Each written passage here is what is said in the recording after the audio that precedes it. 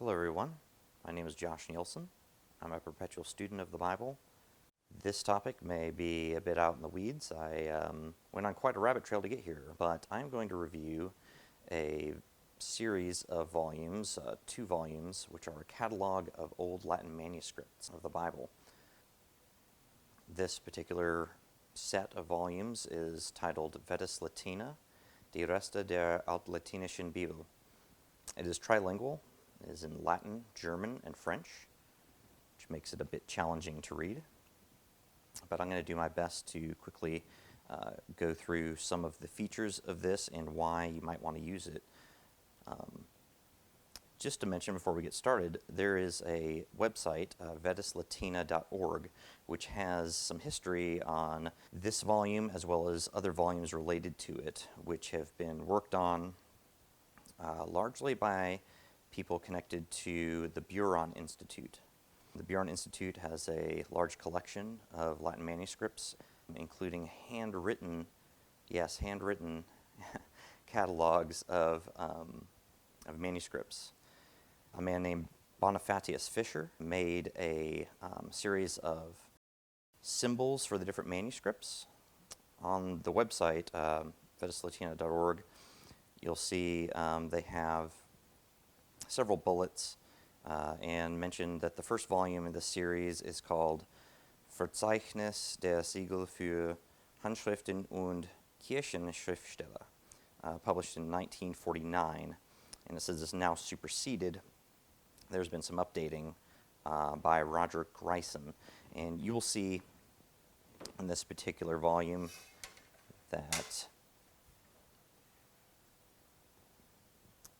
it says, according to Petrus Sabatier, who collected several old Latin readings, and that it was worked on from the Abbey at Buron, and is basically under the work of Roger Greisen. And this is one of 2, or that's actually the designation in the series. There's one before this, but it's considered 2A in this series. For this particular set of volumes, it's the Altlatinische Handschriften, and this is part 1. So 1 through 275 basically designates the sections of the Gospels, Acts, Old Testament wisdom literature, and such, which I'll show briefly.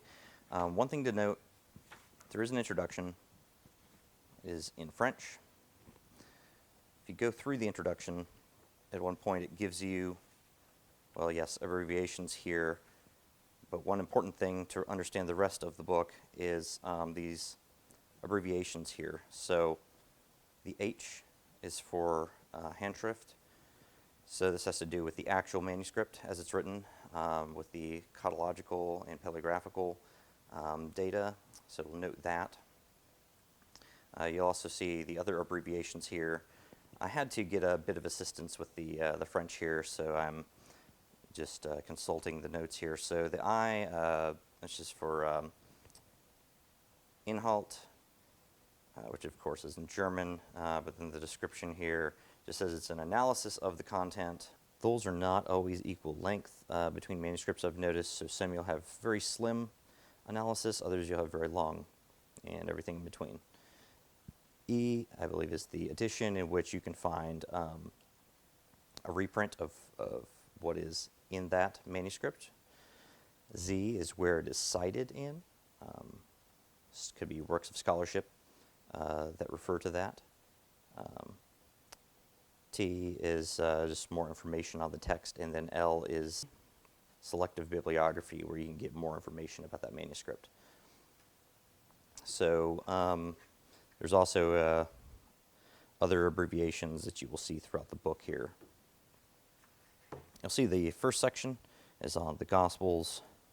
So it's 49 manuscripts, and as you're looking through it, this is the first one. You'll see this is from one of the Bobiensis manuscripts on Matthew and Mark. On the H, it says it has 96 pages. It notes, the edition of where you can find this printed, in a 1886 volume that was printed.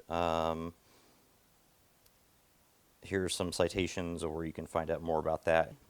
I have found some amusing descriptions as I've turned through here.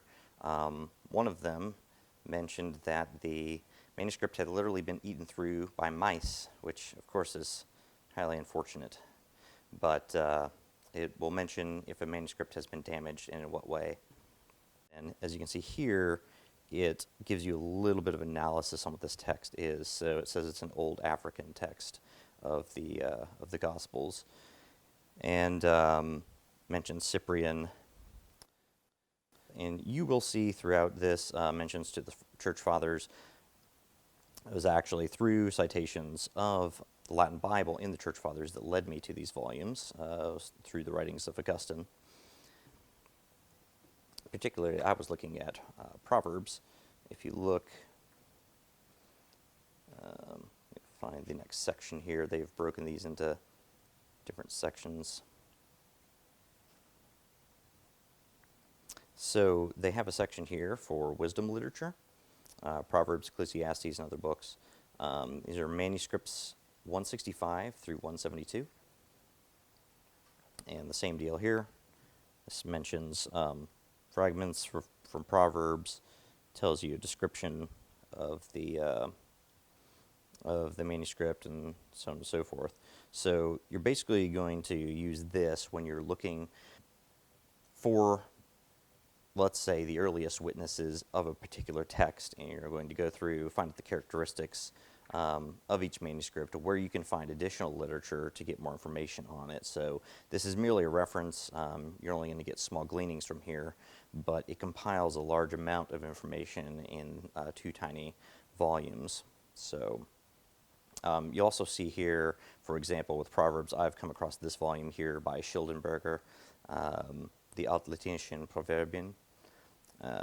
So that tells you where you can read more about the old Latin Proverbs, as Augustine quoted quite a bit from.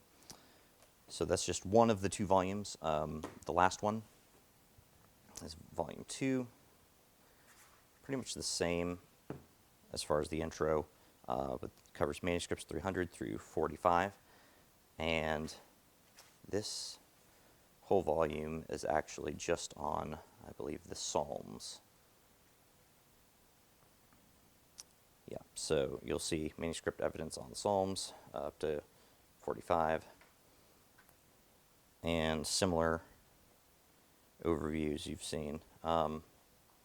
Somewhere in here there was an example of an entry that took up 3 pages. This one is taken up 2 here with all of the notes that it has. Others are very brief and barely take up half a page. So the analysis is not all equal in terms of the amount of data that it's giving you for each manuscript, but this certainly is the best place I have found to look at Latin manuscripts when you're doing research, and to find other scholarly literature, which is going to give you hopefully more accessible editions of the text, and scholarly references where you can read more about it, what people have said about it, textual criticism, and things like that. So these volumes weren't the easiest to find. I had to utilize interlibrary loan. Thankfully, these were sent to me fairly quickly, and I was given a pretty generous period. It was the University of Virginia that sent this, so I was very happy with getting these volumes and being able to look through it. One of the biggest challenges I think you will find, though, is the trilingualism that's present here of the Latin, the French, and the German. So certainly be prepared for that if you're going to be engaging with these volumes.